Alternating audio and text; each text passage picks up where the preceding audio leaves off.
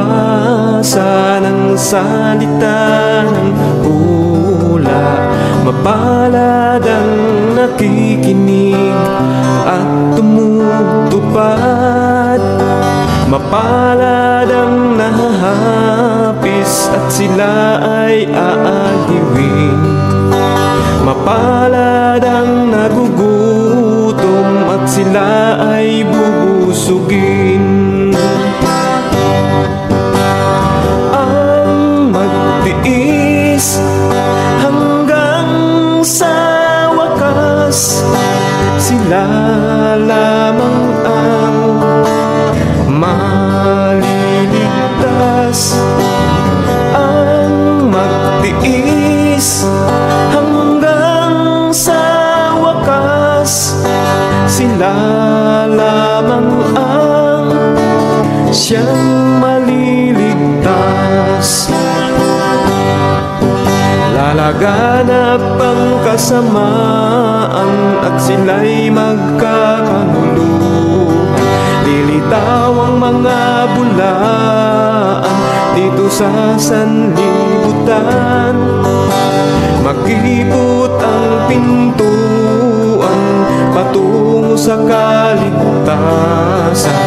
Malapad ang pintuan tungo sa kapahamakan. Ang magtiis hanggang sa wakas, sila lamang ang maliligtas. Ang magtiis hanggang sa wakas, sila lamang ang siyang maliligtas.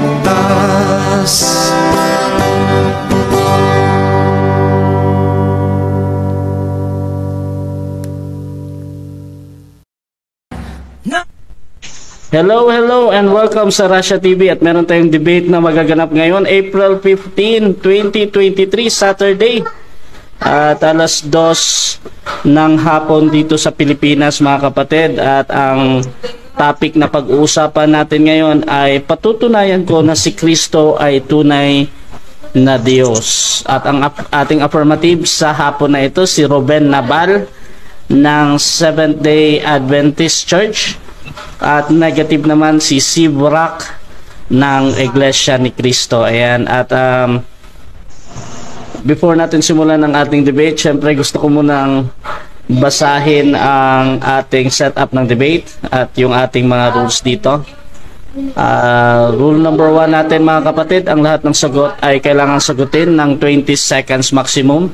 Kung titigil ang sumasagot ng at least 3 seconds, magsasabi na ang moderator, which is ako, ng next question. Rule number 2, kung categorical ang question, kailangan sumagot ng categorical muna bago magpaliwanag ng hindi lalampas ng 20 seconds. Rule number 3 natin, kung hindi categorical ang question, kailangan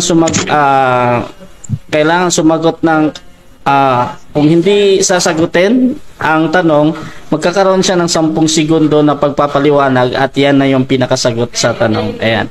Rule number 4 natin, sagutin ang tanong na naayon sa tanong. So kung meron tayong tanong na saan mababasa, chapter and verse, so syempre magbibigay tayo nun. Or sino, syempre ang ibibigay natin ay either pangalan ng person or noun, etc. So ganun tayo sumagot mga kapatid. At kung hindi naman ninyo sinasagot ang mga ito, meron tayong balik kayo sa rule number 3 natin na 10 seconds sa pagpapaliwanag ha.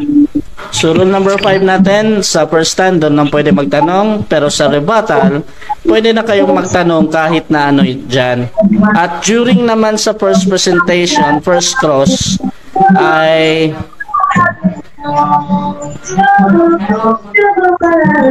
during naman sa first presentation, kung tinatanggi ng ating tinatanong na hindi pa yan nilatag, automatic next question yan. Rule number 6 natin, ang debater na makakatanggap ng 2 warning sa akin ay may disiplina yan. Rule number 7, bawat senaryo ng objection, 1 beses lamang maaring magpaliwanag. 1 objection lang at hindi susundan ng sunod na objection. Rule number 8 natin, hindi pinapahintulutan ang physical na atake at ang mga pagmumura na nakasanayan. Kasama na dito syempre ang labas sa topiko. Ayan. At kung nalalabag ito, pwede kayong magtawag na moderator. At rule number 9 natin, no challenge question. Yung mga tanong na kung mabasa ko or paano kung mabasa ko. Kahit pa sumang-ayon yung kabilang panig, ay hindi natin papayagang matuloy ang mga tanong na yan. At rule number 10 natin ay respect the moderator, syempre. Rule number 11 natin, ito lamang ang iral ng patakaran bilang pagsasaayos ng debating ito. Yung setup ng debate natin, 10 minutes affirmative, 7 minutes sa first cross. Same din sa negative yan. At sa rebuttal stand, 10-7 pa din. At sa ating final conclusion, 5 minutes. At mauna si negative dyan. Sumasang-ayon ba ang ating affirmative dito sa mga nabanggit? Yes, sumasang-ayon po. Okay, at sumasang-ayon din ba ang ating negative? Yes, bro. Yes, bro. Sang-ayon. Okay, yan yung ating kumpirmasyon. At by the way, ang inyong host at moderator sa hapon na ito, Admin Russia ng Russia TV, at isa po akong Catholic. Ayan. So, bigyan ko muna ng pagpapakilala ang dalawa nating debatista at kung ano yung inaasahan nila sa hapon na ito, ano yung ine-expect nila sa kanilang mga katunggali at ano yung mga stand nila syempre sa topic ngayon. So unahin natin, Brother Ruben, pakilala ka kapatid. Yes, magandang araw po sa inyong lahat mga kapatid, mga kaibigan. Ako po si Ruben Naval ng Kilada ng Seventh-day Adventist Church, isang ordinaryong membro ng SDA. At ayon po sa nasusulat, Mateo 12:12, matuwid ang makipagkatuwiranan sa araw ng Sabat. Kaya tayo po ihaharap ngayon para dipinsahan ang katotohanan ng si Kristo, ang tunay na Diyos ng mga Kristiyano. Salamat po. Okay, so that is Brother Ruben ng Seventh-day Adventist at ilang debate na din ang nakitel ko kay Bro Ruben at alam kong isa yan sa magagaling na apologists at nagtatanggol ng Seventh-day Adventist faith. So, sunod natin si Brother Negative, pakilala ka kapatid. Good afternoon sa inyong lahat, sa lahat ng maaabot sa live na ito. Ako pala si Brock, ordinaryong membro ng Iglesia ni Cristo. At ang gagawin ko ngayon ay ihahayag ko ang kamalian niya mamaya. Mga maling pananampalataya o hidwa. Yun lang po. Okay, so kahit na first time kong ma-cater si Brother Brock at alam kong isa sa mga kapatid niya magagaling ito at for sure hindi tayo madidismaya sa hapon na ito mga kapatid. At ito na nga, uumpisahan na natin ang ating debate at ulit ang kanilang topic ay patutunayan ko na si Kristo ay tunay na Diyos. Brother Ruben Naval ng Seventh-day Adventist, 10 minutes bro, your time start na.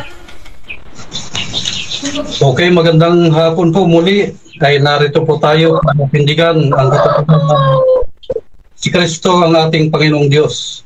Ang aking susing talata po ay masusumpungan sa 1 Juan 5:20. Ganito po ang sinasabi. At nalalaman natin na naparito ang anak ng Diyos at tayo'y binigyan ng pagkaunawa upang ating makilala siya na totoo. At tayo'y nasa kaniya na totoo, sa makatuwid ay sa kaniyang anak na si Jesucristo. Ito ang tunay na Diyos at ang buhay na walang hanggan. Si Apostol Juan na sumulat nitong talatang ito ay mayroon siyang gustong malaman natin na katotohanan. Ang talatang ito ay matagal nang pinagdidebatihan at hanggang ngayon ay hindi pa rin nare-resolba. Ano nga pala ang dapat na malaman nating katotohanan dito? Sa talatang ito mga kapatid ay binabanggit dito ang anak ng Diyos at ang Diyos. Sigurado tayo ang ama ito na nagsugo sa anak. At ano ang katotohanan na dapat nating malaman? Ngayon, tanungin natin ang Panginoong Jesucristo. Ano nga ba itong katotohanan na dapat nating malaman sa 1 Juan 5:20? Dito po sa Juan 4:19, sabi po dito, kaya sinabi ni Jesus sa kanila, sinasabi ko sa inyo ang totoo, ako na anak ng Diyos ay walang magagawa kung sa sarili ko lang, kundi ginagawa ko lang ang nakikita ko na ginagawa ng aking Ama. Kaya kung ano ang ginagawa ng Ama, ay siya ring ginagawa ko bilang anak. Verse 20. Minamahal ng Ama ang anak, kaya ipinapakita niya sa anak ang lahat ng ginagawa niya. At higit pa sa mga bagay nito, ang mga gawaing ipapakita niya sa akin para mamangha kayo. Verse 21. Ibinabangon ng Ama ang mga patay at binibigyang buhay ang mga ito. Gayon din naman, binibigyang buhay ng anak ang sino mang gusto niyang bigyan. Sa verse 21, mga kapatid, ay nagkakaroon na ng linaw. Ang Ama ay may otoridad na magbigay buhay sa tao. Gayon din ang anak ay mayroon ding kapangyarihan, otoridad na magbigay ng buhay sa tao. Verse 22, hindi ang Ama ang hahatol sa tao, kundi ako na kanyang anak, dahil ibinigay niya sa akin ang lahat ng kapangyarihang humatol. Ito na yung authority na binabanggit sa 1 Juan. Ano nga ba mayroon kay Jesus Christ? Sabi niya sa Mateo 28:18 hanggang 20, sabi dito, all power is given unto me in heaven and in earth. Kailan nangyari ito, mga kapatid? Nung ibigay ng Ama ang lahat ng kapangyarihan sa langit at sa lupa. Daniel 7 verse 9, 13 and 14, sabi dito. Daniel 7 verse 9, 13 and 14. Ako'y nakakita sa pangitain sa gabi, at narito, lumabas na kasama ng mga alapaap sa langit ang isang gaya ng anak ng tao, at siya naparoon sa matanda sa mga araw, at inilapit niya siya sa harap niya, at binigyan siya ng kapangyarihan at kaluwalhatian at isang kaharian upang lahat ng bayan, bansa at mga wika ay mangaglingkod sa kanya. Ang kaniyang kapangyarihan ay walang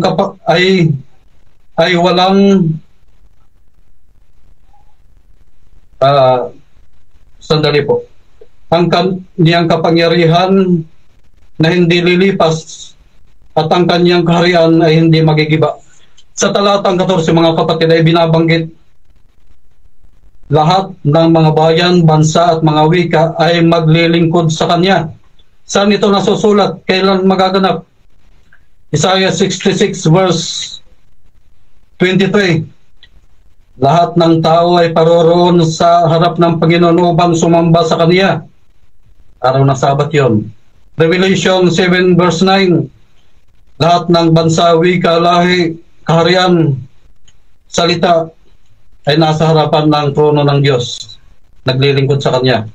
Dito naman sa Revelation 4 verse 10 and 11, sabi po dito, ang 24 na matatanda ay magpapatira pa sa harapan niyang nakaupo sa luklukan at magsisisamba doon sa nabuhay magpakailanman, at ilalagay ang kanilang putong na nangagsasabi, marapat ka, O Panginoon namin at Diyos namin, na tumanggap ng kalulahatian at kapurihan at ng kapangyarihan, sapagkat nilikha mo ang lahat ng mga bagay, at dahil sa iyong kalooban ay nagagsilitaw at nangalikha. Makikita natin sa mga talatang ito, mga kapatid, kung sino ang Diyos na binabanggit sa Revelation 14 and 11. Nagpatira pa ang mga matatanda at ang mga nilalang na buhay at sumamba doon sa tumanggap ng kapangyarihan, kapurihan at kalakasan na binabanggit dito sa mga naunang talata natin. Ngayon, sabi dito, sino nga ba itong Diyos na binabanggit?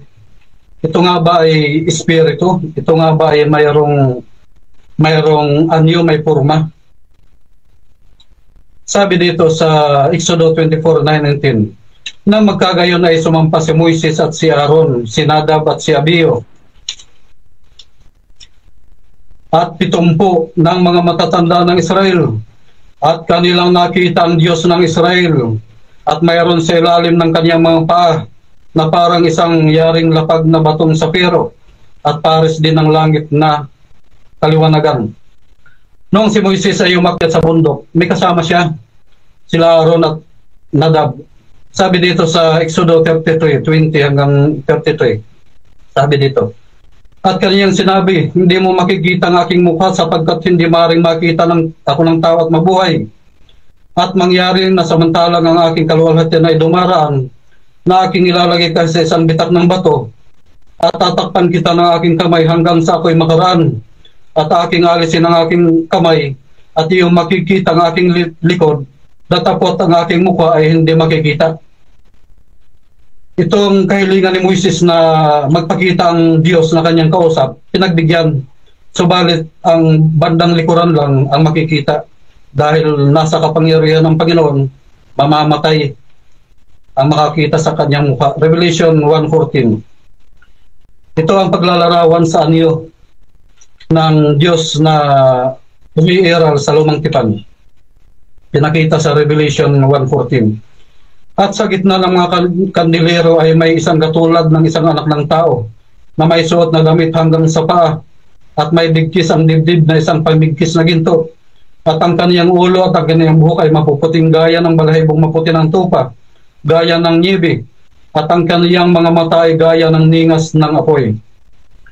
Itong nakita ni Juan Revelador sa Revelation 1:14, ang sabi dito, meron siyang mahabang damit, maputing damit na gaya ng niyebe.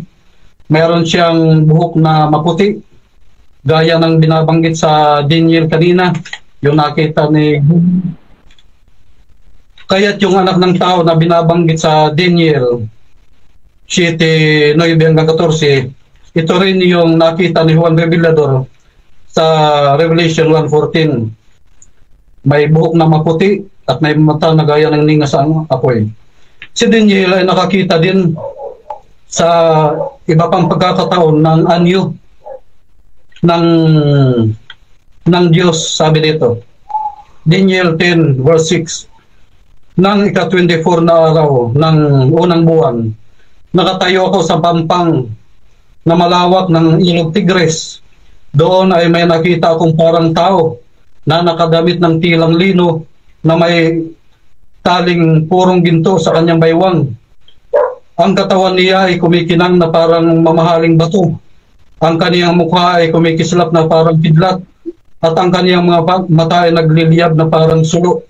Ang kaniyang kamay at mga paa ay kumikinang na parang makinis na tanso, at ang kaniyang tinig ay napakalakas na parang ingay ng maraming tao. Ngayon, sino itong Diyos na nagpapakita, mga kapatid? Ito, mayroon akong talata dito. Revelation 21, verse 7. Sabi dito. Simulan natin sa 4. Ang Diyos din ay isa sa kanila at magiging Diyos nila ang ama ito. Sa 7, ang magtagumpay ay magmamana ng mga bagay na ito. Si Kristo ito. At ako'y magiging Diyos niya, at siya ay magiging anak ko. Okay. Okay, so dyan natatapos ang unang pahayag ng ating affirmative, Brother Ruben ng Seventh-day Adventist. So, syempre, dako tayo sa unang pagtatanong ng ating negative, Brother Siv ng Iglesia ni Cristo. 7 minutes, bro. Your time start now. Tanong. Hello, Bro Ruben. Handa ka na bang matanong? Yes. Okay, itong unang tanong ko. Sinabi mo kanina na ang ginagawa lang ni Kristo kung ano ang nakikita niya sa Ama. E di, wala palang sariling desisyon ang Diyos anak mo. Categorical question, yes or no? No. Pinapakita lang ni Kristo sa atin na siya ay masunurin sa Ama. Tayo ay dapat din sumunod sa Ama. Yan lang po. Next question. Sino ang tunay... Okay, next question. Kung may sariling desisyon ang ating Panginoon Kristo, saan at anong talata mababasa? Sinabi na ni Kristo na lahat ng kapangyarihan ay ibinigay sa kanya sa langit at sa lupa, kaya't siya ay may sarili ng pagdidesisyon. Dagdagan po natin ang talata, Juan 4, talatang 22. Hindi ang amang hatol sa tao, kundi ako na kanyang anak, dahil ibinigay mo sa akin ang lahat ng kapangyarihan. Sinong nagbigay? Ang ama ba? Yes, ang ama. Ayun. Kung ang ama ang nagbigay ng edi hindi ang anak ang nagbigay o ang nagkaloob. Ang ama, maliwanag ang ama nagbigay. Okay. Edi hindi ang anak ang may desisyon, kundi ang ama. Ibinigay na sa kanya ang pamamahala, sabi dito sa talata Mateo 28, 18 hanggang 20. Siya na magdidesisyon. Kaninong desisyon? Kaninong desisyon na ibinigay o ibinigay? Ang ama ba o anak? Ang ibinigay ng ama ay kapangyarihan, pahintulot, lahat ng kapangyarihan, lahat ng pagdidesisyon, si Kristo na ang bahala, ayon sa mga talata. Di lalabas, hindi desisyon ng anak yan, kundi ng ama. Ibinigay ng ama ang pamamahala, otoridad, kaya si Kristo na ang magdidesisyon. May sarili siyang desisyon.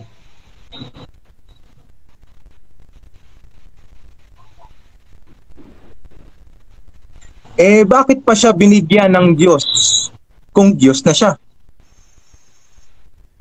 Mayroon silang pagkakaisa. Si Kristo ang inatasan na magkatawang tao. Kaya't sa natural sa kanya ibibigay ang pamamahala. Okay. Ito na ang tunay na Diyos mo. Isang Diyos na inas. Okay. Okay.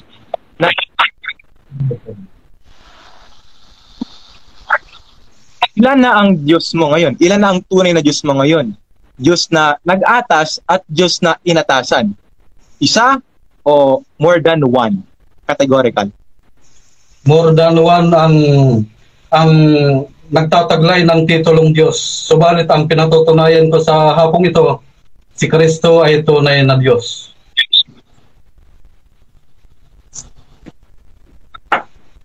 So, inaamin mo na marami ang tunay na Diyos. Yes or no? No, ang salitang Diyos ay titulo at tatlo sila na persona na nagtataglay ng ganong titulo ng pagka-Diyos. Ang Ama, ang Anak at ang Espiritu Santo. Objection, moderator. Ang sinabi ko, tunay na Diyos, hindi po. Objection. Anong objection yan ba? Ang tanong ko kanina, kung ilan ang tunay na Diyos na kinikilala niya, hindi ko sinabi na Diyos lang. Okay. Dapat yung sagot. Any counter? Nakita ko na. Ruben, any counter objection dun po?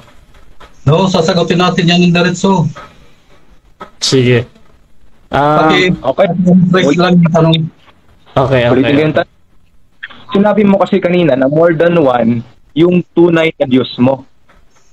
Tanong, ayon sa Biblia, ilan lang ang tunay na Diyos?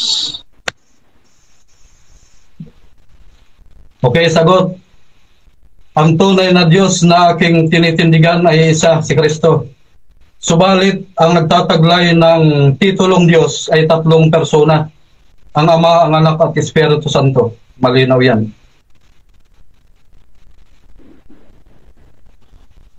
Hindi persona ng Diyos ang tinatanong ko, kundi ang tunay na Diyos.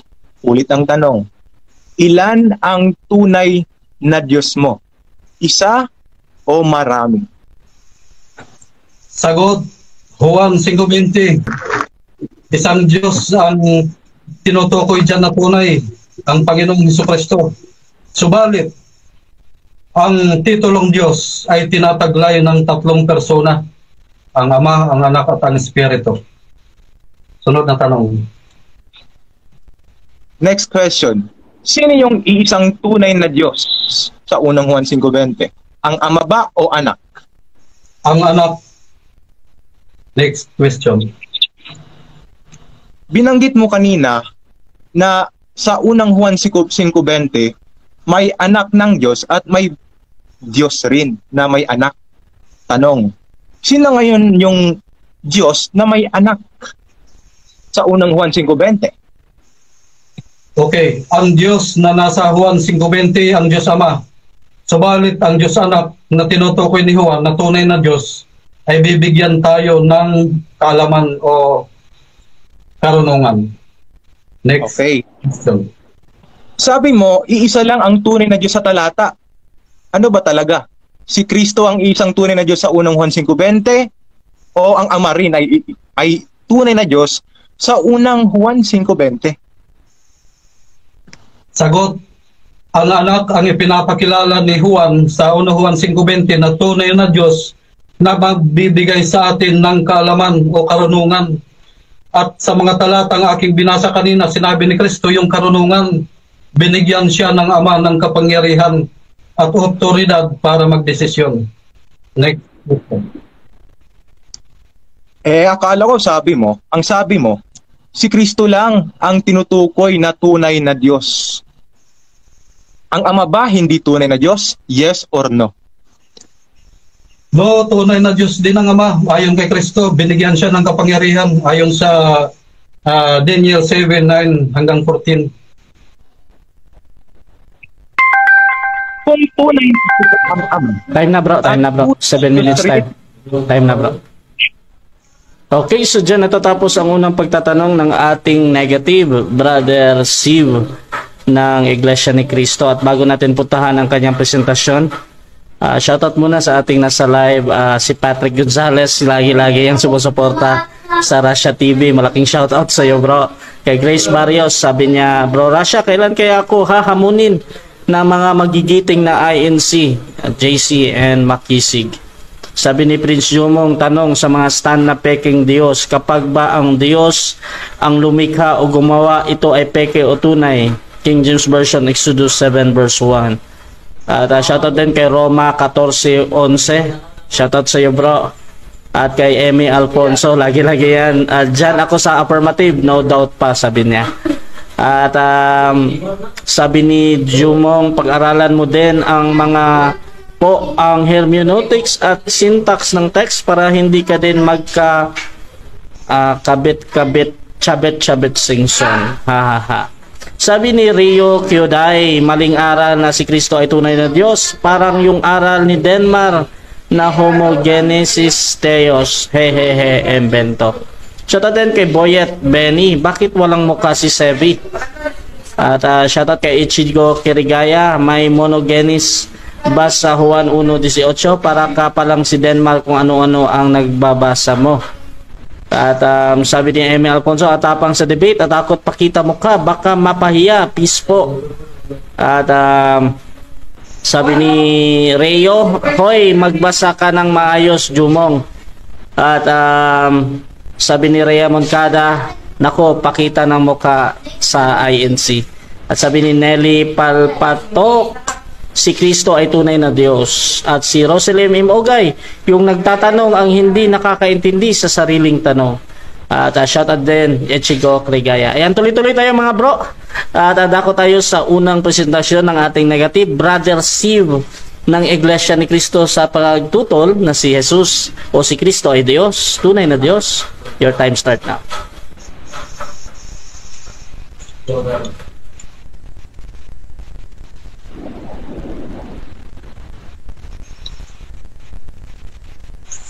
Hello. Really go. Nag-bug. Nag-start na ba yung time ko? Nag-start na yung time ko? Sige. Magandang good afternoon sa inyong lahat. Ako pala si Bro si Brack, isang ordinaryong membro ng Iglesia ni Cristo. Ako po ngayon ay nandito hindi upang mangutya o upang ganyan, kundi ihahayag ko ang kamalian niya ng pagkaunawa sa unang Juan 5:20. Maglalagay muna po ako ng disclaimer. Para sa lahat ng manonood at sa mga maaabot pa ng bidyong ito, ay huwag sanang ipagkakamali ng mga manonood na ako ay isang official debater ng INC. Hindi. Ang pagtindig ko dito ay pawang sariling kagustuhan ko lamang at walang kaugnayan ito sa aming namamahala. Kaya tanging si Sibrak lamang at mga nalalaman ni Sibrak ang titindig sa debating ito. Ngayon po ay ating papatunayan kung paano nga po ba ang tamang pagkaunawa sa unang Juan 5:20. Babasahin po muna natin yung talatang nabanggit. Unang Juan 5:20. At nalalaman natin na naparito ang anak ng Diyos at binigyan ng tayo binigyan ng pagkaunawa upang makilala natin siya na totoo at tayo na sa kanya na totoo. Sa makatwid ay sa kanyang anak na si Jesucristo. Ito ang tunay ni Diyos at ang buhay na walang hanggan. Ano po ba ang tamang pagkaunawa sa unang Juan 5:20? Babasahin natin ang bawat sugnay ng talata. Ang unang sugnay o unang phrase.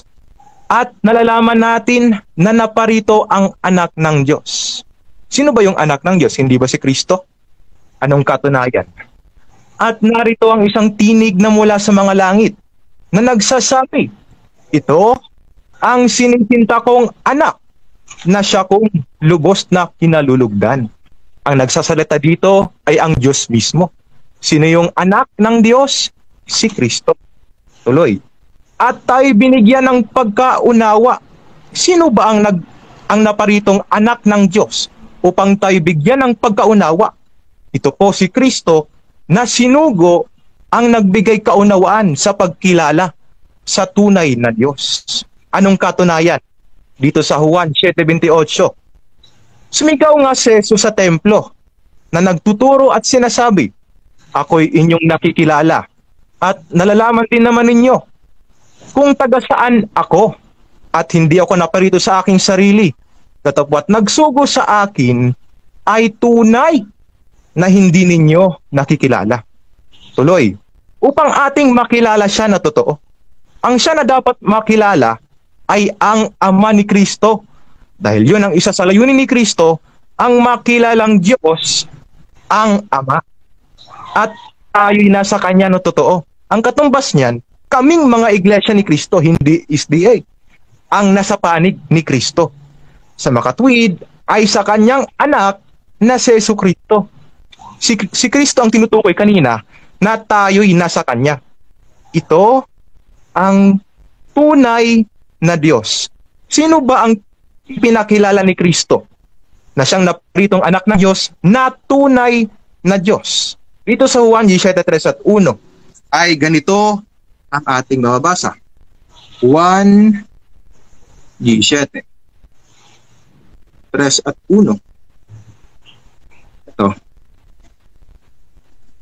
Ito ang buhay na walang hanggan. Pansinin nyo, ikaw din, Bro Ruben, pansinin mo, pakinggan mo tong tunay na aral. Ang makilala ka nila. Sino daw yun? Makilala ka nila. Dapat kilalanin mo rin to, Bro Ruben. Ang iisa. Pag sinabing iisa, wala nang kasama yan, Bro Ruben. At tunay na Diyos. Paano ba natin kikilalanin ang ating Panginoon Kristo? At ang makilala si Jesucristo na iyong sinugo, hindi sinabing makilalang tunay na Diyos, kundi sinugo. Sino ba itong tinutukoy sa talata? Na ang makilala ka nila. Sino ba yung dapat kikilalanin? Sino bang kausap dito ni Kristo? Dito sa talatang 1, itaas natin sa pagbasa. Pagkasabi ni Jesus na mga pananalitang ito, tumingala siya sa langit at kanyang sinabi, Ama. Sinong kausap ni Kristo? Ang Ama. Dumating ng oras, parangalan mo na ang iyong anak upang maparangalan kanya. Sa makatwid, ang ipinakilala ng Biblia ng ating Panginoong Kristo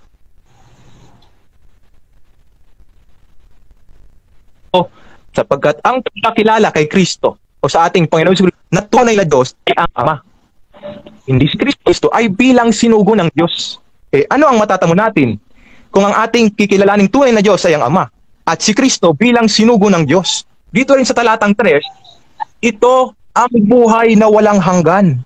Bro Ruben, gusto mo bang makatanggap ng buhay o matamo ang buhay na walang hanggan? Syempre, kung nasa matino yung pag-iisip natin, gustong-gusto natin yun.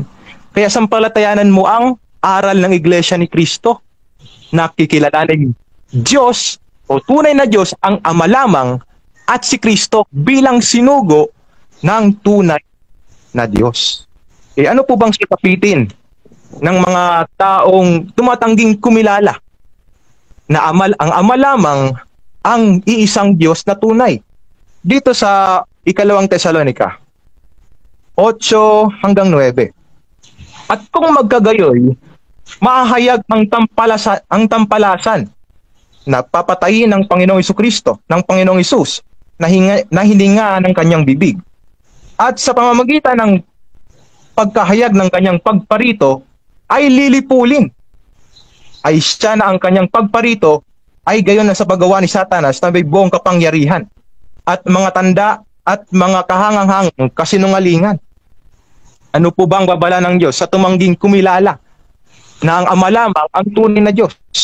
Sa pagparito ng ating Panginoon Kristo, siyempre yung aral na tinuturo nila nasa kasinungalingan, lilipulin.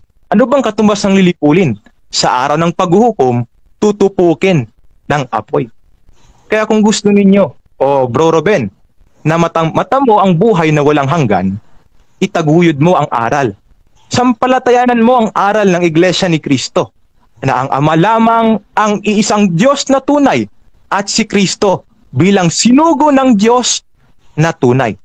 At doon po natapos ang aking pagpresent.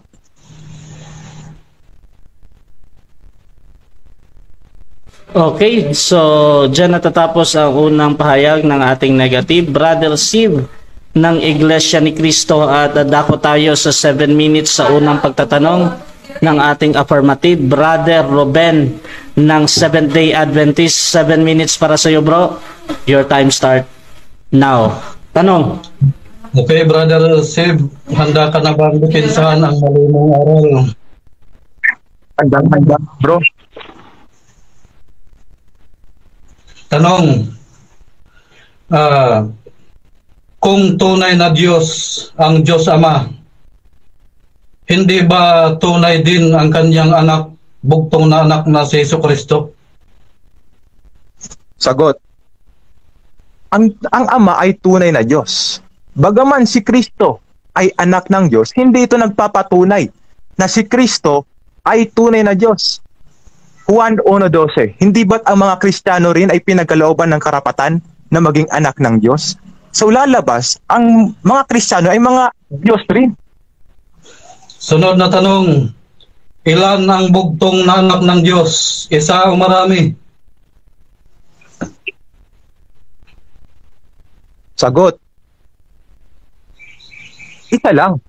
Isa lang ang bugtong na anak ng Diyos. Bakit isa lang ang bugtong na anak ng Diyos? Dahil si Kristo lamang ang bukod tangi na binigyan ng katangian gaya ng pagkapanginoon, tagapamagitan na tao. Unang Timoteo 5. Hindi man nagpapatunay na si Kristo ay tunay na Diyos. Next question.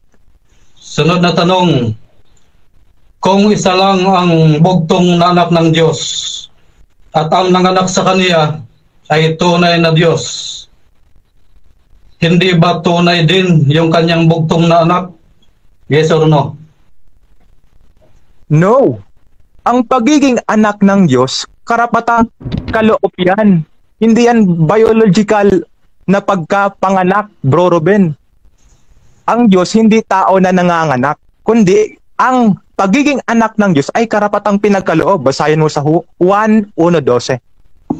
Balik aral yan. Sunod na tanong,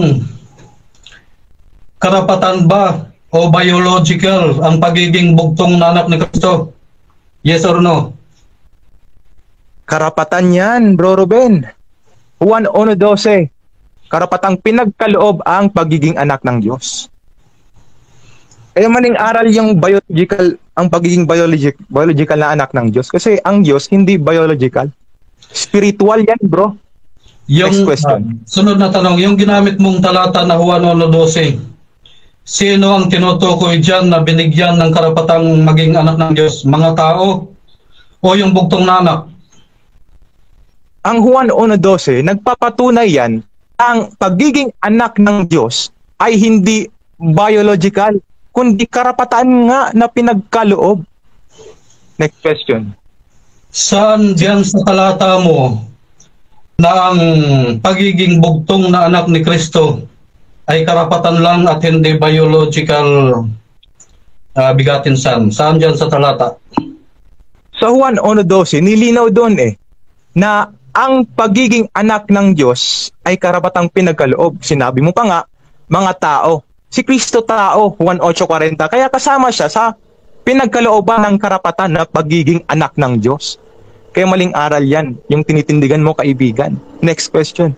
Sunod na tanong, yung mga anak ng Diyos na binabanggit sa Juan 1:12, sila ba ay mga anak dahil sa pananampalataya o sila din ay tinatawag na bugtong na anak? Yes or no?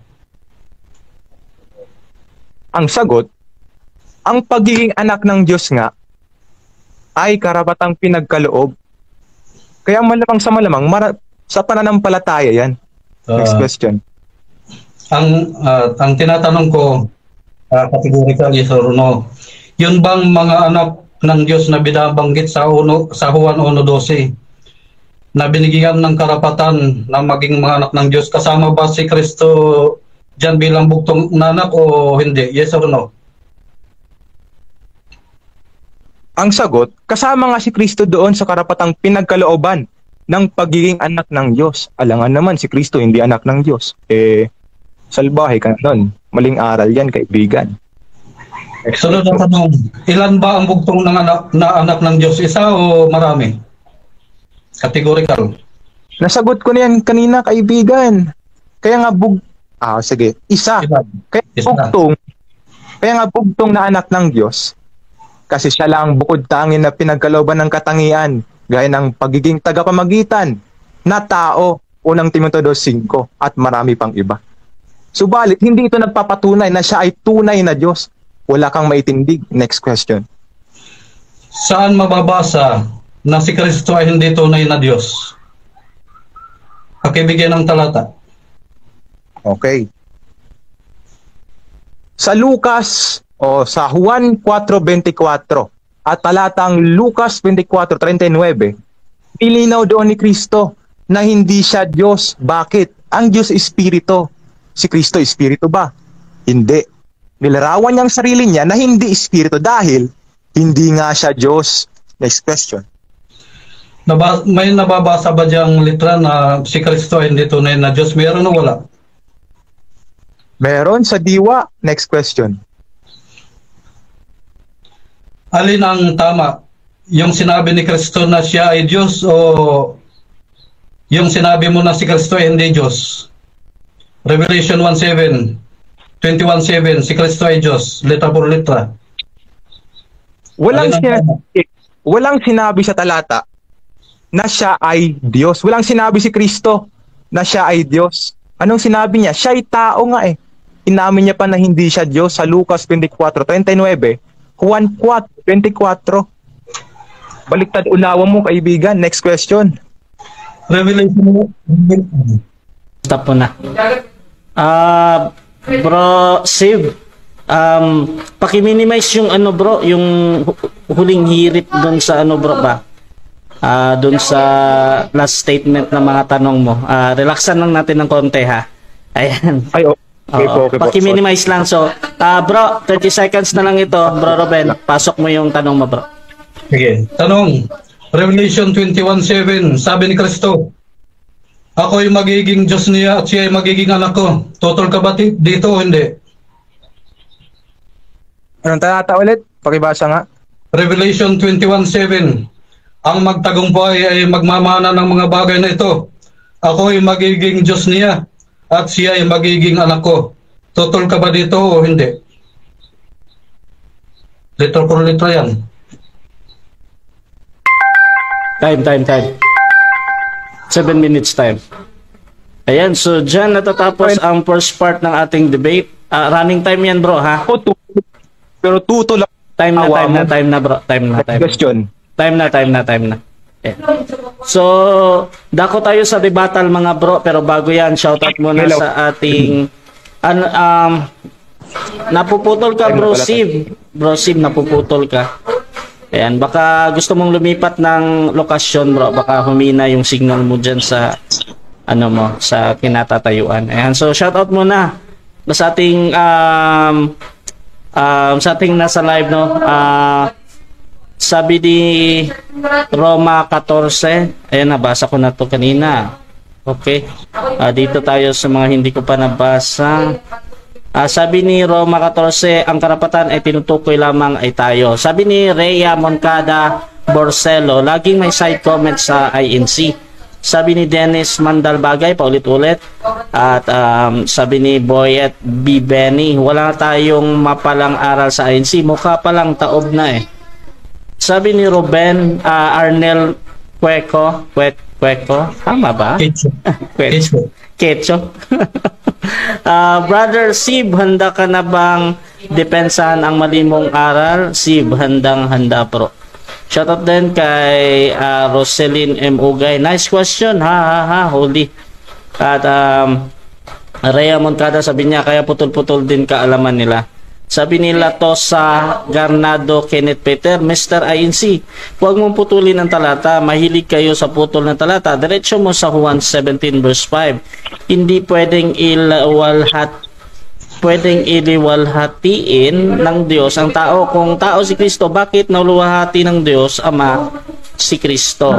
At shoutout din kay Emi Alfonso, itanong dyan siguro kung may Diyos ba na sinugo, hehehe. At sabi ni Prince Jumong, unang Juan 5:20. At sabi ni Arnel, sinasamba pala ng INC ang sa unawa nila ay hindi Diyos. At sabi ni Nelly, Sumayan, di ako SDA nor INC, pero interesado ako sa topic, Jesus Christ is God. Sabi ni Roma 14, nabasa ko na kato kanina. Ayan, so tuloy-tuloy tayo sa rebuttal mga kapatid, at bibigyan ko ng 10 minutes sa rebuttal yung ating affirmative. Brother Ruben ng Seventh-day Adventist, your time start now. Yes, shout out po muna kay Brother Arnel Kecho. Ka-church ko po yan si Arnel Kecho. At magaling yan pagdating sa Sabbath School lesson pag kami nagbabalit-taptakan yan. Kay Brother Patrick, shout out din, at kay Josephine Barros.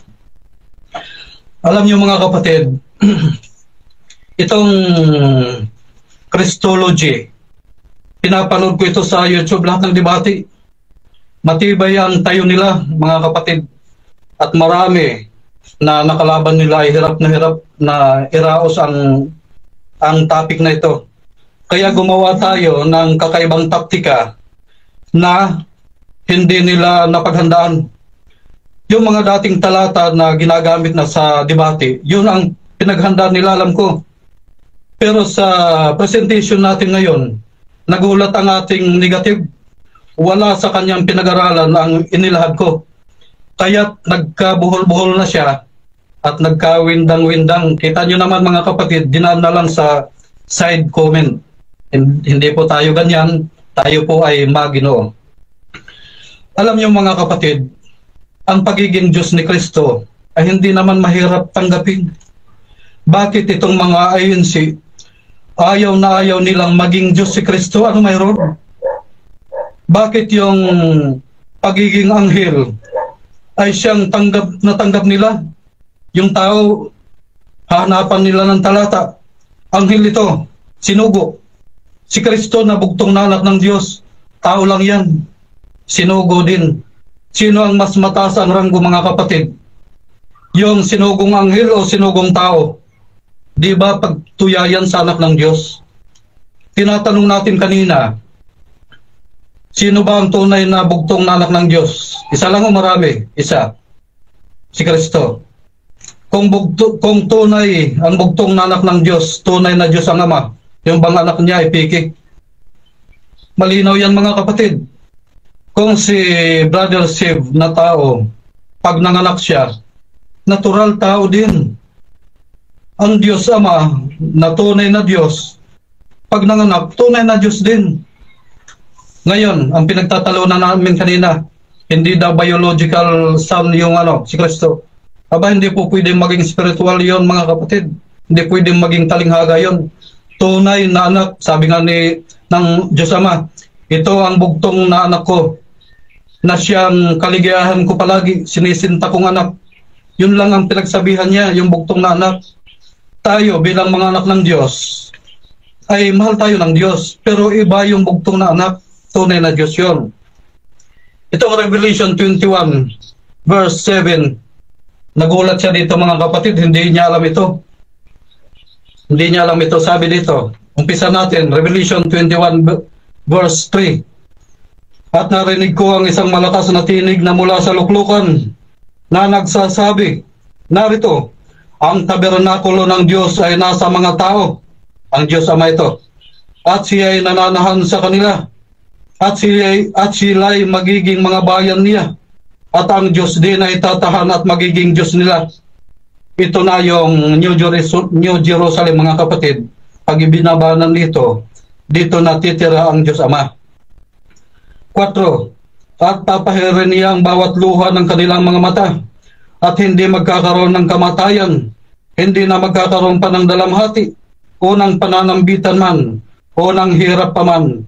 Ang mga bagay ng una ay naparam na. Verse 5. At yaong nakaluklok sa luklukan ay nagsabi, narito, ginagawa kong bago ang lahat ng mga bagay. At sinabi niya, isulat mo, sapagkat ang mga salitang ito ay tapat at tunay. Pansinin niyo po mga kapatid, sa verse 5, yung salitang tapat at tunay ay kinakapit lang kay Jesus Christ. Ito ay nakasulat doon sa kanyang hita, doon sa Revelation 19, na nakasakay siya sa kabayo, at naroon yung titulong yan. Verse 6, at sinabi niya sa akin, nagawa na. Ako ang alpat ang umiga, ang pasimula at ang wakas. Ang nauuhaw ay aking painuming walang bayad sa bukal ng tubig ng buhay. Tandaan niyo mga kapatid ito ha. Ang nauuhaw ay aking painuming walang bayad sa bukal ng tubig ng buhay. Sino nagsalita nito? Si Kristo.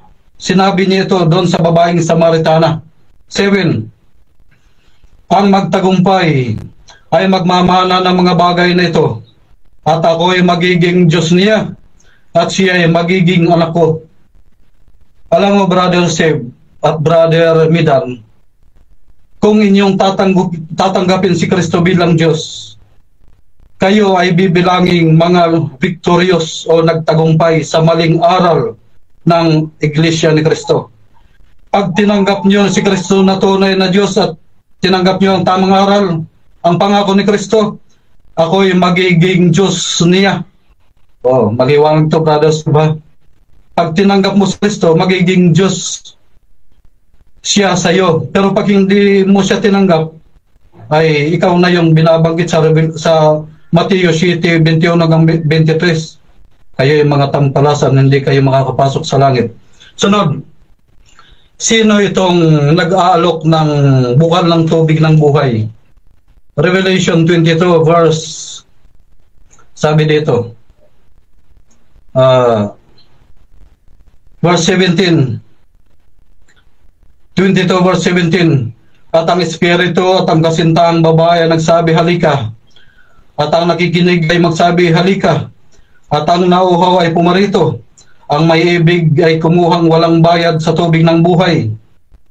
18. Aking sinasaksihan sa bawat taong nakikinig sa mga salita ng hula ng aklat na ito.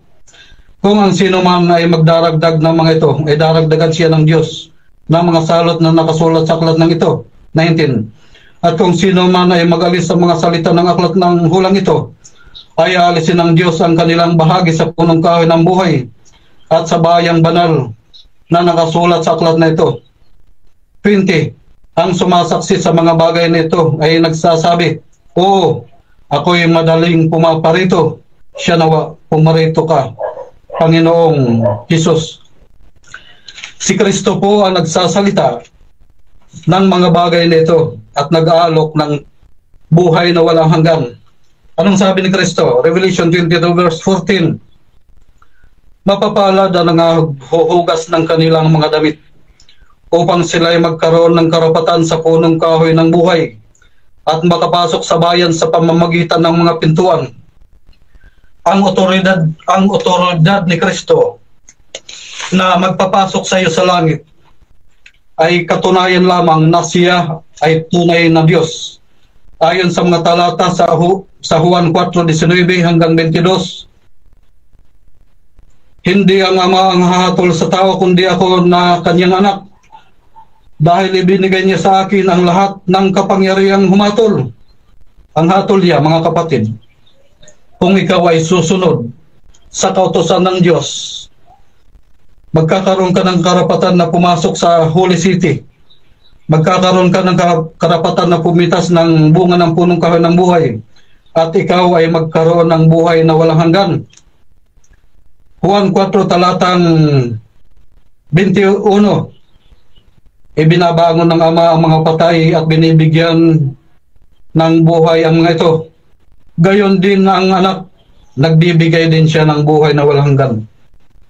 Maliwanag mga kapatid, na yung otoridad, kapangyarihan ng Ama at ng anak ay pareho. At lalong lumakas ang kapangyarihan ng Ama nang ibigay ng Diyos ang lahat ng kapangyarihan sa langit at sa lupa. Kailan nangyari ito, mga kapatid? Daniel 7:9 hanggang 14. Lumapit si Kristo doon sa matanda sa mga araw at ibinigay sa kanya ang kaluwalhatian, kaharian, kapangyarihan. Kinumpirma ito ni Kristo. Mateo 28:18 hanggang 20. All power is given unto me in heaven and in earth. Sa langit pala mga kapatid, umira na si Kristo. Hindi pa siya nagkakatawang tao. Ano sabi ni Pablo sa Hebreo 10:4? Ako'y ipinaghanda ng Diyos ng katawan ng tao. Pag sinabing ipinaghanda, may misyon siya. Dadating siya dito sa lupa, magkakatawang tao, para iligtas tayo. Ngayon, hindi siya pwedeng dumating dito na Diyos mismo dahil mamamatay tayo. Kaya't nagkatawang tao siya para maabot niya tayo. May turo niya ng mabuti ang pag-ibig ng Diyos. Salamat po.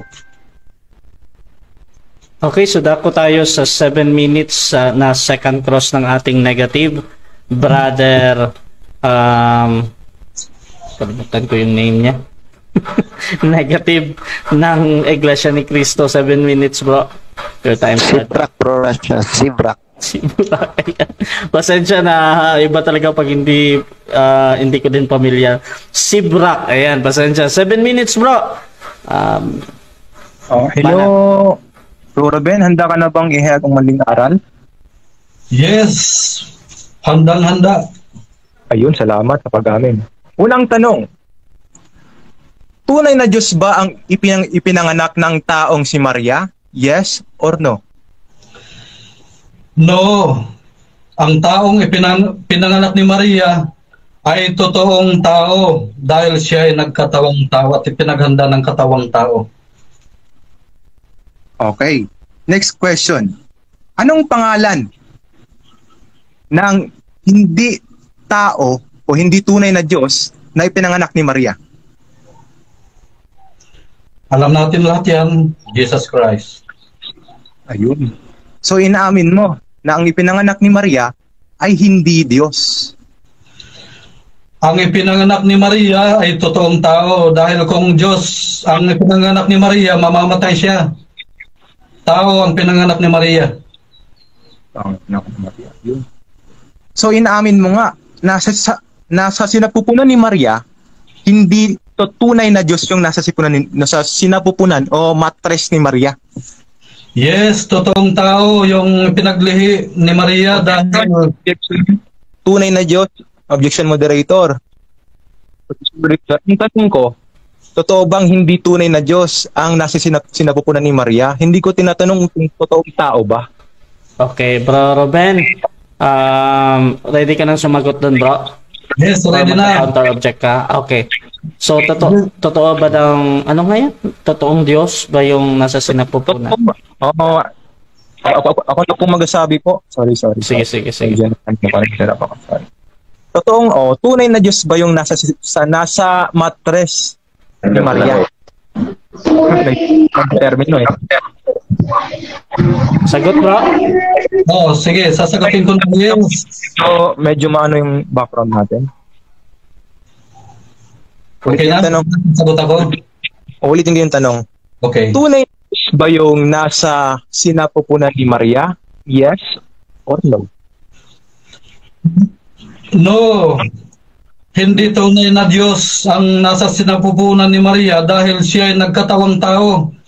Mamamatay si Maria kung ang pinagbuntis niya ay tunay na Diyos. Subalit, bago pinagbuntis si Kristo, siya ay tunay na Diyos. Okay.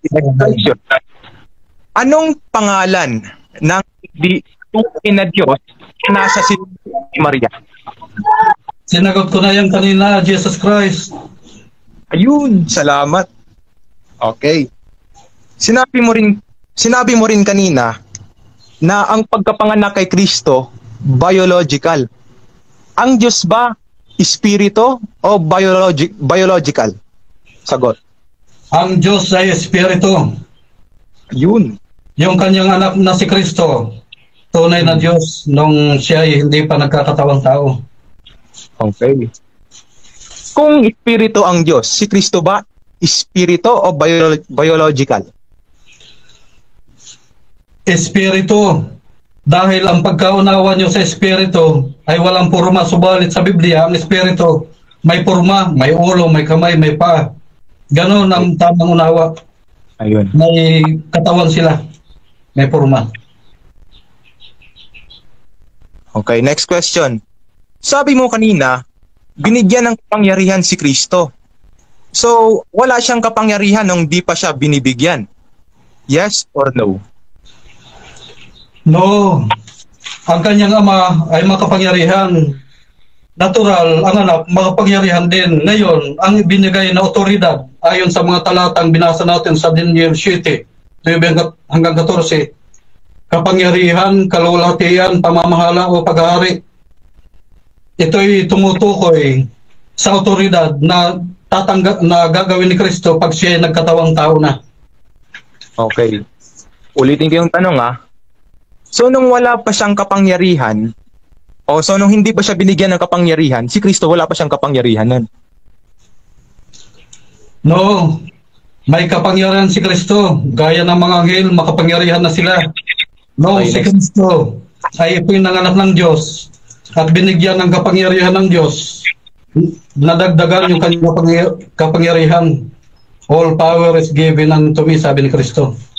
Okay, next question. Anong talata na may kapangyarihan na si Kristo nung di pa nabibigyan ng Diyos?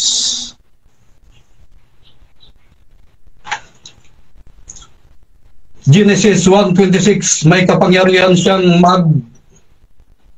maglalang. Okay. Ulitin ko yung tanong Okay. Anong talata na may kapangyarihan na si Kristo nung di pa nabibigyan ng Diyos Ama? Okay. Kung ang tinutukoy mo, yung kapangyarihan binabanggit natin na lahat ng kapangyarihan binigay sa kanya, ang sagot ko ay Genesis 1:26. May kapangyarihan si Kristo maglalang.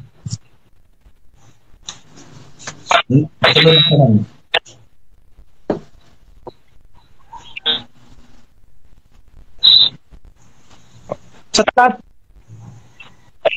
talata nilatag, may nabasa ka ba doon na si Kristo may kapangyarihan kahit hindi pa siya nabibigyan ng kapangyarihan ng Ama? May mababasa natin yung akto, yung paggawa. Hindi magagawa ang paglalang kung wala siyang kapangyarihan. Pero yung salita mong hinahanap, yung salita mo, hindi mababasa doon. Salita mo. So inaamin mo na wala sa Biblia yung sinasabi mo kanina? No, nasa Biblia may mga talata tayo na si Kristo ay may kapangyarihang maglalang. Okay. Inamin mo kanina na si Kristo hindi tunay na Diyos sa sinapupunan ni Maria. Tanong, saan napunta ang pagiging tunay na Diyos ni Kristo? Sagot, bago nagkatawang tao si Kristo, sa lumang tipan siya yung Diyos na nakita ni Moises. Kaya't nung nagkatawang tao siya, hindi na sinabi kung saan napunta. Baka mamaya nakawin niyo pa. Next question. Next question. Sabi mo, hindi tunay na Diyos si Kristo sa sinapupunan ni Maria. Sana yung pagiging tunay na Diyos ni Kristo. Hindi nga pwedeng sabihin, baka nakawin nyo. Ang malinaw dyan, nung nagkatawang tao si Kristo, tunay na tao siya. Objection moderator. Objection. Hindi na sinasagot yung tanong ko. Pwede naman siya mag-pass kung hindi niya masagot yung tanong ko. Okay. Ano nga yung tanong mo ulit, bro? Para sa moderator ko. Pagiging tunay na Diyos ni Kristo kasi inamin niya na si Kristo hindi tunay na Diyos sa sinapupunan ni Maria. Saan yung pagiging tunay na Diyos ni Kristo? Okay, bro Ruben, ang tanong niya ay saan daw, bro? So nagtatanong siya ng parang lugar or etc. estado. Sasagot ka sa tanong, bro? Or Yes, natin, diretso. sige, bro. Yan na yung sagot niya, bro Sib. Sige. Hindi, sasagutin natin. Sige, bro. Okay. Salamat. Sagutin ko na. Proceed, bro. Proceed. Oo. Ayon sa Hebreo 10:4, sabi ni Kristo, "Pinaghanda mo ako ng katawang lupa, katawang tao." Time. Ang kanyang pagka-Diyos. Time. Andon ang kanya sama. Time na, bro. Time na. 7 minutes time. Ayan. So, dyan natatapos ang second cross ng ating negative. Dako naman tayo sa kanyang rebuttal. Pero bago yan, shoutout muna sa lahat ng nagko-comment. Sabi ni Latusa Ganado, Kenneth Peter, Mr. INC, manlalalang si Kristo. Kapag wala kang kapangyarihan, paano ka makakalalang ng mundo? Sabi ni J. Saga Omi, tama, Diyos na makapangyarihan ng lahat, pinili niya si Virgin Mary para maging tao at anak na may authority. Katanong pala ito. Sabi ni Dawad Islam, umamin na hindi Diyos si Kristo, yari na. Sabi ni Rhea Moncada, totoong tao at totoong Diyos. At sabi ni Dawud Islam, bagong topic ito, kakaiba. At sabi dito, SDA, daming kapitulo, bersikulo, basta Biblia lang ang topic. Pati health reform, pati 1,000 years millennium doon sa langit. Patanong ulit. Sabi ni Roma 14:11, kung ang pagkakilala ng INC si Kristo ay may karapatan lamang maging anak ng Diyos, may tao bang naging tulad niya na hindi nagkakasala? Shoutout din kay Roselyn Ugay, amen, sabi niya. At sabi ni Rhea Moncada, galing ng SDA. At sabi ni Roselyn, Jesus strip off his God attributes. Hay nako, mali turo ng INC. At sabi ni Diego, iyakin daw. Ayan. At sabi ni Arnel Kwek, paano ba to? Bigkasan? Kecho. Bakit Kecho. Binastos na ni Sib na INC ang pamamahala sa pakikipag-debate niya. Binastos niya pa ang ka-debate niya sa kanyang side comments. Shoutout din kay Rene Santos, 100% God, 100% man. Sabi ni Diego Vergara, ha, akala mo lang sa'yo lang naman bago Ruben ang argumento mo. At dito tayo sa ating, sabi ni Walhan Tatato, itong magandang bagong topic. At sabi ni Papsi Bautista, naipit na ang SDA pastor. At sabi ni Dawud Islam, game over. Ayan. So, tuloy-tuloy tayo mga bro. Shoutout kay Amy Alfonso. Ayan. Brother Siv ng Iglesia ni Cristo, rebuttal stage. Your time start now. Hello, good afternoon sa inyong lahat. Nakita niyo naman ang kinalabasan ng cross-examination natin kanina o cross-examine. Inamin niya na si Kristo hindi tunay na Diyos. Ano ba yung paksa natin o pinagkasunduan namin? Si Kristo ang tunay na Diyos sa unang Juan 5:20. Tapos ang laban, doon pa lang sa tanungan namin. Sinasabi niya pa kanina, naipit, nagkaroon ng salungatan. Sino bang lumalabas na nagkaroon ng salungatan? Siya rin mismo. Ayun. So inamin niya rin na tunay na Diyos ang Ama at tunay na Diyos rin daw ang Anak. So kung bibilangin natin, kahit grade 1, alam niya na dalawa na yung kinikilala niyang Diyos. Sa pagtuturo ni Kristo, ilan ba ang tunay na Diyos? Dito sa Juan 17, 3 at 1. At ito ang buhay na walang hanggan, na ikaw ay makilala nila na iisang Diyos na tunay. Malinaw sa pagtuturo ni Kristo Na iisa lang yung Diyos na tunay. Sino ba yung kausap niya doon? Hindi ba't ang Ama ang tinutukoy niya sa panghalip na ikaw? Ano pa ang katunayan? Na iisa lang ang tunay na Diyos, ang Ama. sa unang Korinto 8:6. Ay ganito ang pagtuturo ni Apostol Pablo. Ngunit sa ganang atin ay may isang Diyos lamang. Ilan daw? May isang Diyos lamang. Hindi sinabi, Bro Ruben, na dalawang tunay na Diyos lamang, kundi isang Diyos lamang. Sino yon? Si Kristo? Ang sabi ni Apostol Pablo, tuloy, ang Ama na buhat sa Kanya ang lahat ng mga bagay at tayo'y sa Kanya. At isa lamang Panginoon, ulitin natin, idin natin, at isa lamang Panginoon. Pag sinabing isa lamang Panginoon, yun. Sino yun? At isa lamang Panginoon, si Jesucristo. Hindi sinabi ni Apostol Pablo ang ating Panginoon Kristo. Nasa pamagitan niya ang lahat ng mga bagay at tayo sa pamagitan. Po, sandali lang po, moderator, medyo may ano po, may ingay.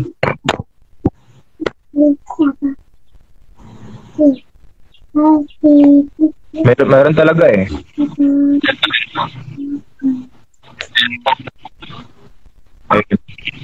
Ilang minuto na lang meron ako, moderator. Ayun, salamat. Sige, tuloy natin. Nakapagtataka. Bakit kaya hindi ito alam ng pastor na si Ruben? Brother. Hello. Rinig ba ako? Okay. Sinabi rin yan ni Apostol Pablo dito sa unang Korinto 8:7. Gayon may wala sa lahat ng mga tao ang kaalamang iyan. Kaya pala hindi alam ni Ruben na ang Ama lang ang isang Diyos na tunay. Kundi ang ilan na hanggang ngayon ay nang mimihasa sa Diyos-Diyosan. Naku po. Ang hindi pala nakakaalam na ang Ama lamang ang isang Diyos na tunay ay namimihasa sa Diyos-Diyosan. Naku. Hindi lang pala ribulto. Pagsamba sa ribulto ang tinutungkoy sa pagsamba sa Diyos-Diyosan. Kundi yung maling pagkilala. Sino lamang ba ang tunay na Diyos? O isang tunay na Diyos na dapat makilala? Sabi ni Apostol Pablo, ang Ama lamang. Ayun. Ano pa?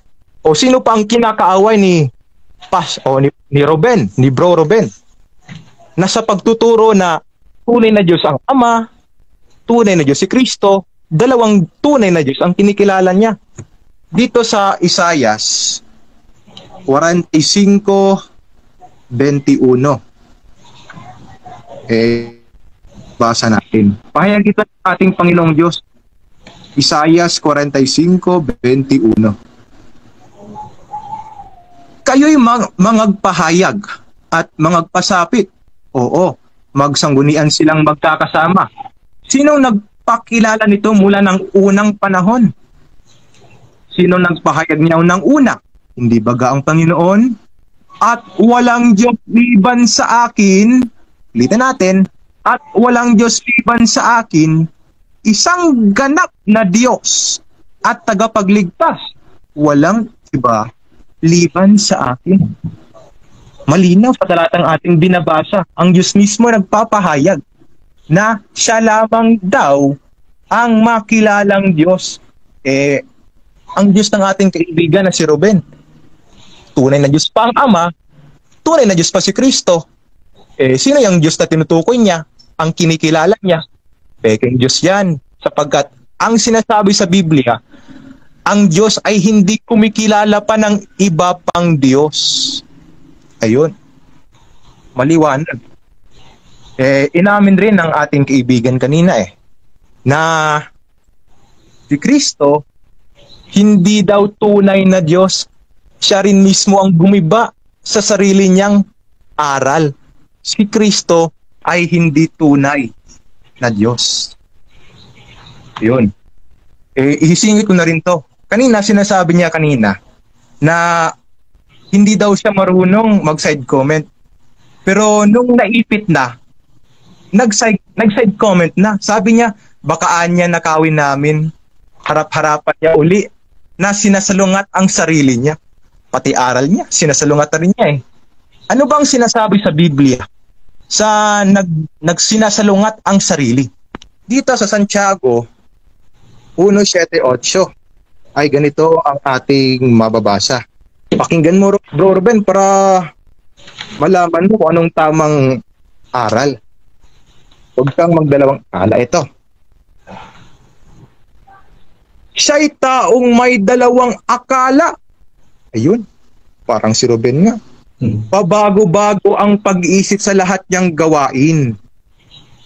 Dapat ikarangal ng abang kapatid kung siya'y itaas. Dapat ding ikinarangal ng mayaman kapatid kung siya'y mababa. Pagka siya'y pumanaw, papano tulad ng ligaw na bulaklak sa parang. Sa makatwid, itaas natin sa pagbasa dito sa 7. Santiago 7:8. Huwag isipin ng taong iyon na tatanggap siya ng anuman sa Panginoon. Sino yung tinutukoy na taong hindi tatanggap ng anuman sa Panginoon? Siya'y taong may dalawang akala. Pabago-bago ang pag-iisip sa lahat niyang gawain. Malino naman sa pinagpakita ni Bro Ruben kanina. Inamin niya na si Kristo hindi tunay ng Diyos. Ang paksa, patutunayan niya na si Kristo tunay na Diyos. Ano bang sinasabi sa Biblia? Hindi siya tatanggap ng anuman sa Panginoon. Sa makatwid, kahit buhay na walang hanggan, pagliligtas, biyaya mula sa Panginoon, hindi niya tatanggapin yun. Kaya kaawa-awa ang ating kaibigan ngayon.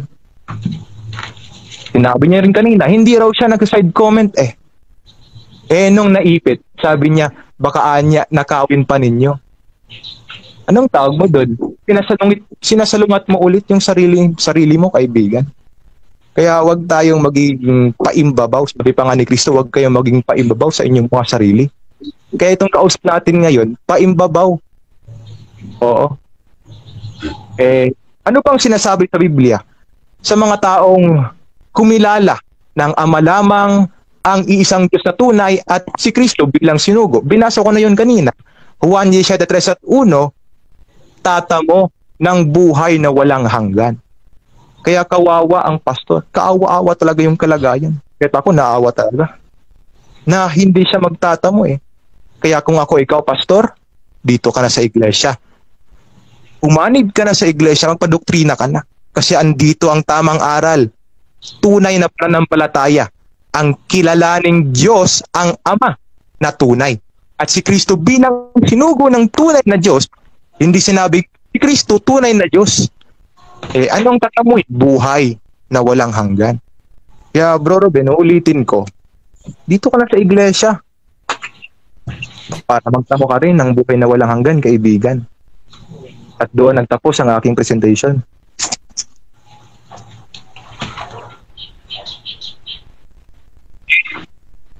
Okay, so dyan natatapos ang rebuttal ng ating negative. Again, ang topic natin sa mga bagong pasok dyan ay patutunayan ng ating affirmative na si Kristo ay tunay na Diyos.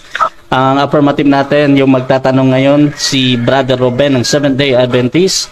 At yung nagpahayag kanina at sasagot ay si Brother Siv ng Iglesia ni Cristo. So, Brother Ruben, 7 minutes para sa iyo, bro. Second cross ito. Your time start now. Brother Siv, handa ka na ba? Handang-handa na, bro.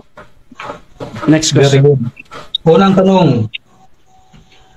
ano sa pagkaunawa mo ang salitang Diyos? Yun ay tumutukoy sa Diyos ng ating Panginoon Kristo? 1 John 3:1, tunay na Diyos. Next question. Yun bang salitang Diyos ay pwede rin maging titulo? Yes or no? Iulit nga ng tanong. Ang salitang Diyos ba ay pwede rin maging titulo? Yes or no? Maaari. Pero, inamin mo rin kanina na si Kristo hindi tunay na Diyos. Next question. Sunod na tanong, yung titulong Diyos na taglay ng Diyos Ama, hindi ba maaaring taglayin din ng bugtong niyang anak? Yes or no? Hindi. Inamin mo rin kanina na hindi tunay na Diyos si Kristo. Next question. Sunod na tanong, bakit hindi maaaring taglayin ni Kristo ang pagiging tunay na Diyos na tinataglay din ng Ama? Bakit? Dahil tao si Kristo. At inamin mo rin kanina na si Kristo hindi tunay na Diyos. Ikaw ang nagpatotoo na si Kristo hindi tunay na Diyos. Next question. Sunod na tanong, kung ang ipagbubuntis ng Maria ay tunay na Diyos at hindi totoong tao, mabubuhay ba siya o hindi? Okay, ulit ka ng tanong. Okay, ayusin natin yung tanong. Kung ang ipinagbuntis ni Maria ay tunay na nasa kalagayang Diyos at hindi nagkatawang tao, maaari bang mabuhay si Maria? Yes or no? Sagot. Hindi nga tunay na Diyos yun eh. Sabi mo pa nga, hindi tunay na Diyos yung nasa sinapupunan ni Maria. Tao yung pinagbubuntis, nagdadalang tao ang sinasabi sa Biblia. Next question. Ulitin ko ang tanong. Yung pinagbuntis na Maria, kung hindi nagkatawang tao at siya ay nasa kalagayang Diyos, mabubuhay ba si Maria o hindi? Categorical. Yes or no? Okay. Yes! Isaiah 7:14. Mabubuhay pa rin. Next question. Malinaw yan ha. Sunod na tanong. Inamin mo na mabubuhay pa rin si Maria kahit ang ipinagbubuntis niya ay nasa kalagayang Diyos, tunay na Diyos. Saan mababasa na si Maria ay mabubuhay pa rin kahit ipagbuntis niya ay tunay na Diyos? Saan mababasa? Ikaw rin ang umamin na si Kristo hindi tunay na Diyos sa sinapupunan ni Maria. Imagination mo lang yan, kaibigan. Next question. Kanina lamang inamin mo na hindi mamamatay si Maria kahit ang ipagbuntis niya ay nasa kalagayang tunay na Diyos. Sunod na ang tanong ko, may mababasa ka ba na kayang ipagbuntis ng tao ang isang tunay na Diyos sa kalagayan? May mababasa o wala? Categorical. Walang mababasa. Yun nga ang katunayan na si Kristo hindi Diyos dahil nasa sinapupunan siya ni Maria. Ikaw rin ang umamin, hindi tunay na Diyos si Kristo. Tinalo mo ang sarili mo, kaibigan. Next question. Very good. Sunod na tanong. Dahil inamin mo kanina na hindi pwedeng, dahil inamin mo kanina na pwedeng mabuhay si Maria kahit ang ipagbuntis niya ay nasa kalagayang tunay na Diyos, at sa sagot mo ngayon ay iba na naman, aminin mo ba na nagkamali ka sa yung dalawang sagot? Yes or no? Objection, moderator. Objection.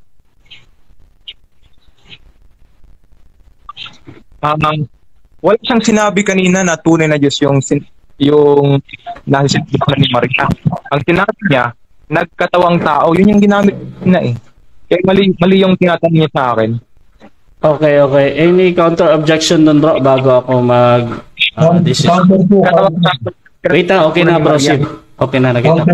Sige, bro, Robert. Yung unang tanong ko kanina, sabi ko, maaari bang ipagbuntis ni Maria ang isang nasa kalagayang tunay na Diyos at hindi siya mamamatay? Sumagot siya, yes, pwedeng, yes, hindi mamamatay si Maria. Please, tinanong ko ulit, saan mababasa na hindi mamamatay si Maria kapag nagbuntis siya ng tunay na Diyos sa kalagayan? Oh, ay ba na naman yung sagot niya? Kaya ang sunod na tanong ko, inaamin mo ba na nagkamali ka sa dalawang sagot mo, yes or no? Yun ang tanong ko ngayon. Okay. So nakita ko na. Bro Siv, kinukuha ko na valid question yung kay Ruben, ha. However, meron naman tayong ano dito kung hindi mo wait lang bro Siv. Ako muna ito. Tapos na kayo. Magde-decide na ako. So ang ano bro, ang ano natin, either sumagot ka doon sa yes or no bro, or magpapaliwanag ka agad ng 10 seconds, or sabihin mo lang na next question. So anong gagawin natin bro? I take 10 seconds na lang po. Okay, 10 seconds bro. Pasok mo yung sagot mo. Hindi ako sasagot sa binagong tanong. Next question na lang. Next question. Okay, sunod na tanong. Yun bang ipinagbuntis na Maria ay nagkatawang tao o tunay na Diyos na sa kalagayan? Yes or no? Sagot. Wala doon sa tanong mo ang tamang sagot. Ang sinasabi sa Biblia, nagdadalang tao, hindi nagkatawang tao, kaibigan. Imagination mo lang ulit yan. Stop. Okay, objection. Ano yan ba? Binabago niya yung tanong ko. Sumagot siya ng diretso sa tanong ko. Okay. So merong categorical dito, yes or no bro Siv. At yung tanong ni Ruben, nananatili yun. Any counter... bro. Ganito bro Siv, ha. Wait lang bro, ha. Wait lang bro Siv, ganito bro. Pag nagsasalita ako bro, wag talaga kayong sumapaw kasi bibigyan naman kayo ng both side yan eh. Lagi-lagi kong inaano yan. Yung ano nyo. Para hindi tayo magsapawan ba habang nagsasalita ako. So bro, ganito, pinapaintindi ko muna sa'yo yung objection ni bro Ruben patungkol doon sa categorical niya na yes or no. Ngayon, dito tayo sa'yo. Any counter objection doon, ready ka nang sumagot or sasagot ka ng 10 seconds, anong gagawin mo? May counter objection na ako. Okay. Ano yan? Yung hindi naman categorical yung sinabi niya na yes or no. Yung choices niya, sinabi niya, nagkatawang tao daw, tunay na Diyos. Mali naman yung pinagpipilian dun eh. Hindi pwedeng sagutin yung dalawang din kasi mali yun. Mali yung aral niya. Okay bro, okay na, nakita ko na bro, nakuha ko na. So para hindi tayo magtagal, no, again, kinukuha ko again na valid question yan. Either mali para sa'yo or tama, it doesn't matter to me, ha. Pero doon pa rin ako sa categorical na yes or no. Ngayon, kung hindi ka sasagot doon sa yes or no bro, pwede ka magpaliwanag agad ng 10 seconds. Kahit anong sabihin mo dyan, yun na yung pinakasagot mo. So bro, Siv, anong gagawin mo bro? Sasagot ka sa yes or no? Or 10 seconds bro? 10 seconds po. Sige, pasok bro. 10 seconds lang, 10 seconds. Proceed, mali yung choice pinigay niya kanina. Ano ba yung nasa sinapupunan ni Maria? Malinaw sa aklat ng Mateo 1, nagdadalang tao. Hindi sinabing Diyos. Next question na. Sunod na tanong. Alin ang ipinagdalang tao ni Kristo? Ayon ni Maria, tunay na Diyos o tunay na tao? Malinaw. Mateo 1:18. Nagdadalang tao. Alangan naman peking tao yun. Tunay na tao yun, kaibigan. Tunay na tao. Tunay. Next question. Sunod na tanong. Kung si Maria ay magbubuntis ng tunay na Diyos sa kalagayan, mamamatay siya o hindi? Hello. Pakiulit ng tanong. Malinaw ba yung boses ko? Pakiulit ng tanong. Time stop mo na. Pero nadidinig mo ba si Ruben ng malinaw?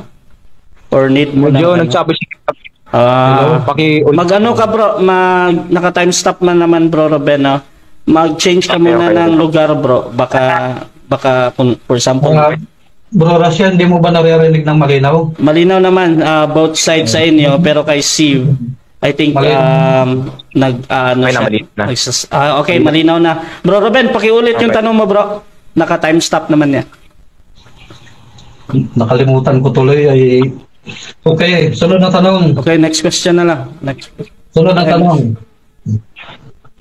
Hindi ba po pwedeng magbuntis si Maria ng tunay na Diyos sa kalagayan at siya ay mabuhay? Yes or no? Pakiulit ang tanong? Hindi. Time stop.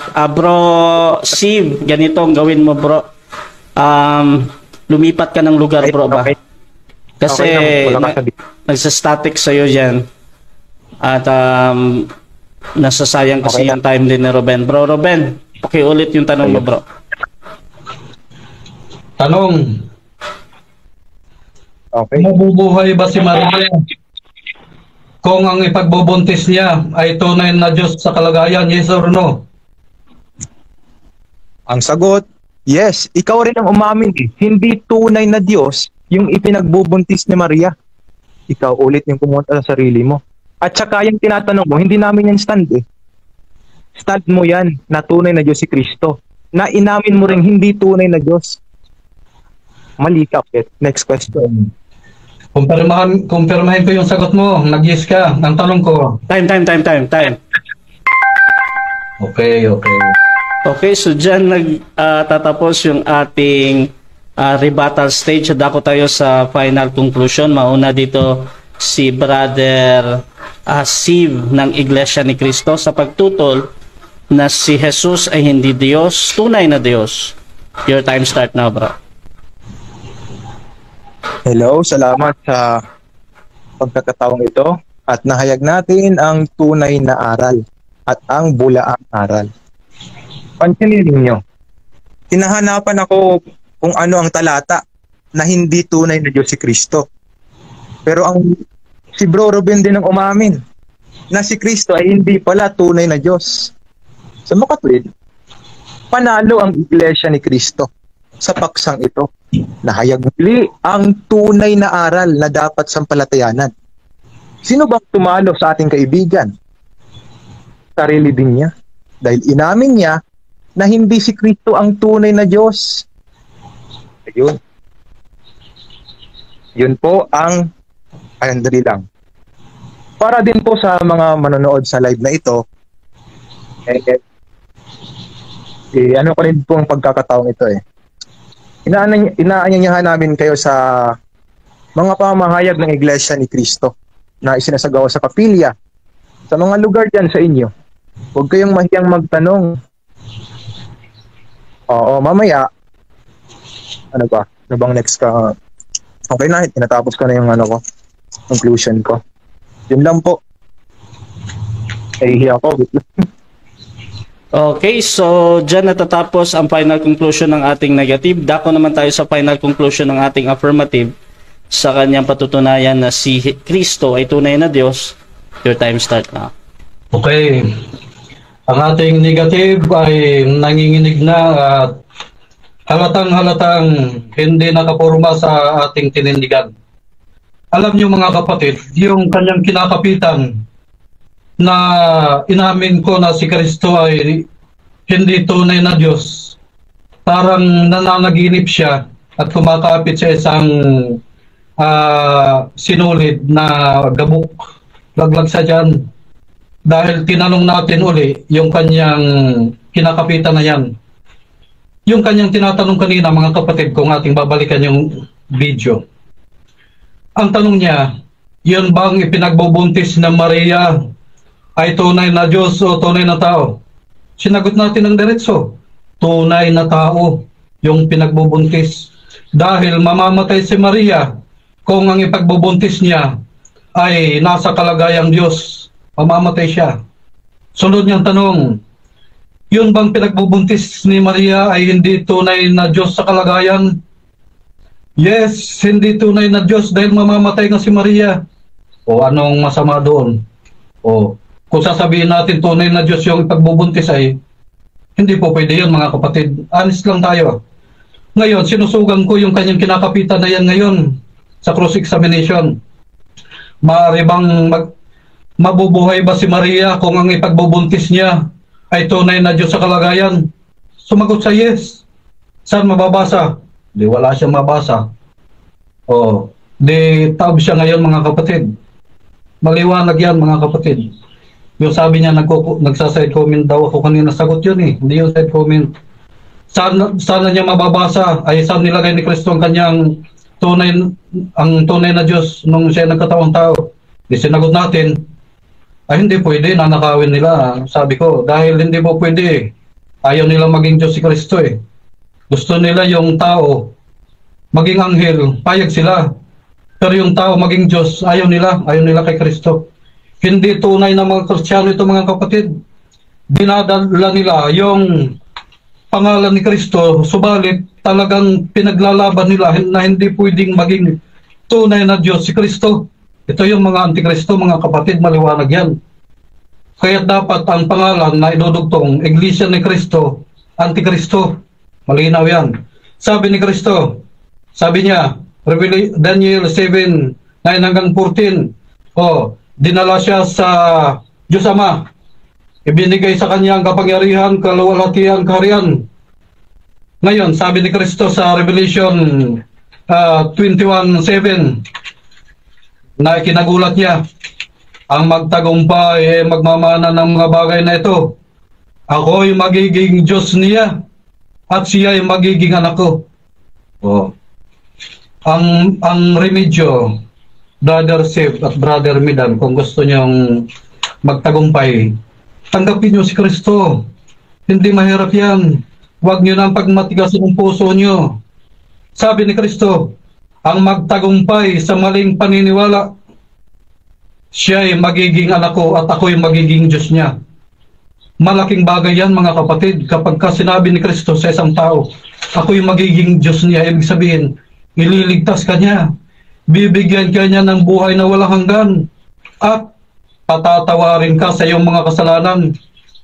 Itong ating kausap ngayon talagang punong-puno ng kasalanan ito.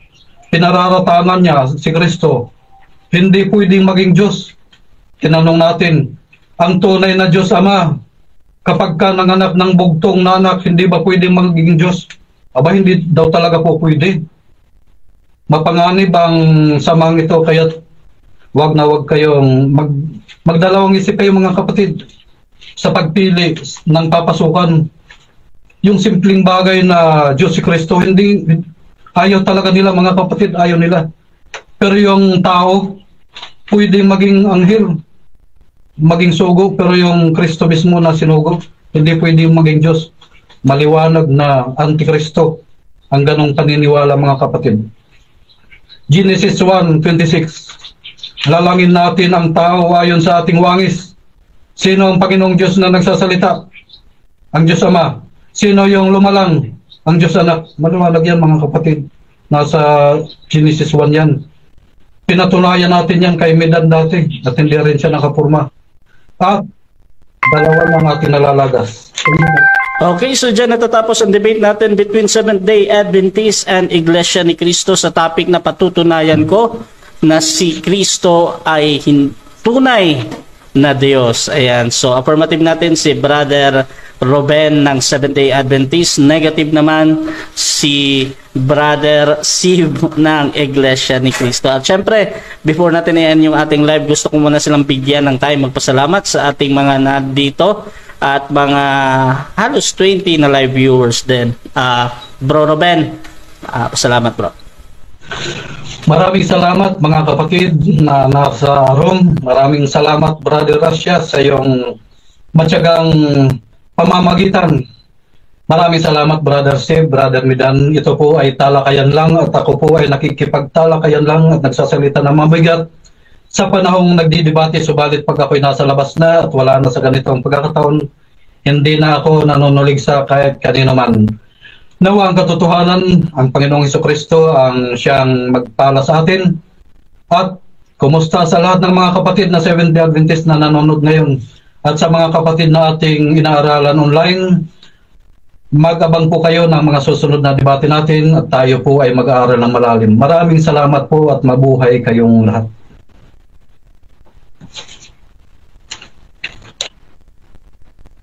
Siyempre, yung ating kapatid na INC. Bro, salamat bro.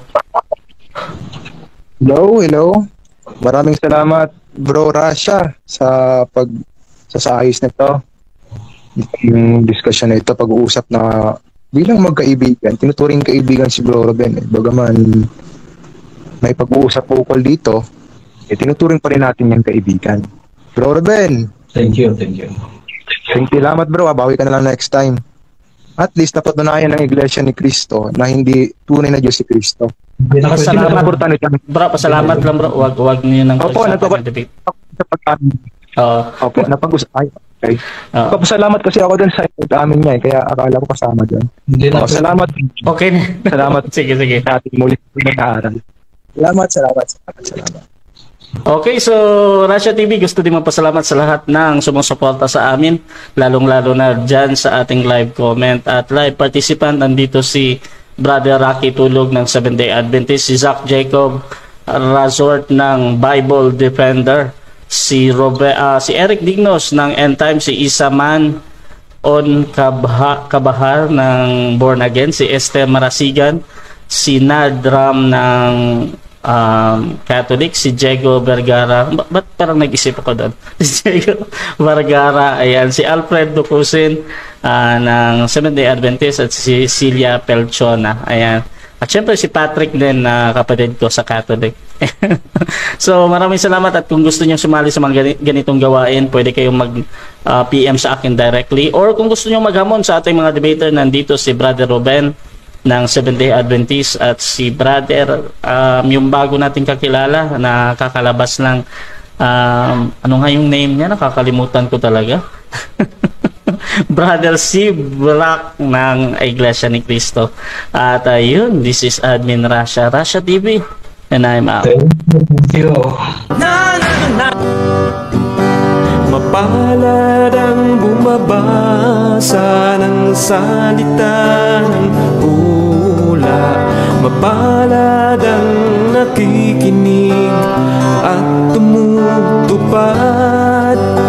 Mapalad ang nahahapis at sila ay aaliwin. Mapalad ang nagugutom at sila ay bubusugin.